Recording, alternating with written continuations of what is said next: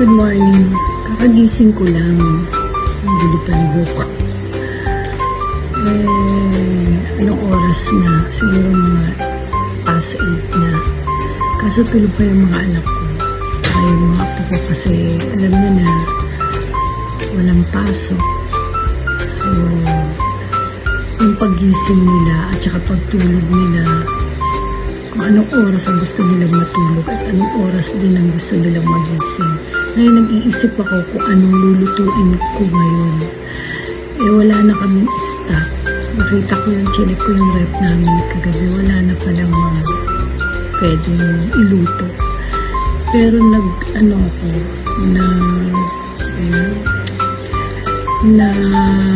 ko ng munggo. Ngayon, pumunta ako sa mga bigyan ng gulay. Sarado lahat. So, naisip ko, meron naman akong bawang sibuyas dyan at kamatis. Gigisa ko na lang sa bawang sibuyas yung kamatis yung munggo. Pagtsatsagaan muna namin yun. Pero bukas, kasi Sunday, bukas tayo magsiselebrate talaga ng celebrate. Papakita ko sa inyo. Kasi nilaga ko na yun kagabi.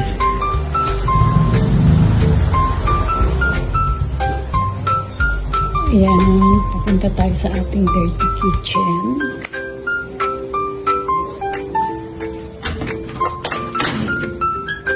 Ayan. Ayan, may tinapay na.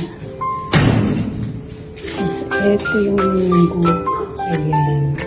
So, igigisa ko na lang sa bawang sibuyas kamatis. Okay na yan.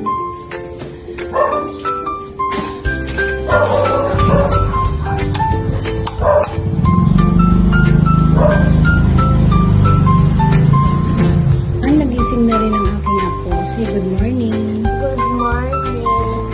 Celebrate ng birthday niyan tomorrow. Ayan. Ito po yung ating munggo. Saturday ngayon, pero ang niluto ko po at isi-share ko sa inyo sa aking YouTube channel ay ang munggo. Napakasimple lang ang pagluto nito. Kaya ito pong shinare ko sa inyo dahil marami pong bawal na iluto, kaya ito lang. Pero may sibuyas, tsaka luya, tsaka bawang, at dinamihan ko po ng kamatis. Mukhang masarap naman po. Yan lang po muna ang share ko sa inyo this Saturday. At sa susunod na aking video, magluluto po tayo uli ng ibang putahe. So, thank you. Paki-share na lang and like and subscribe.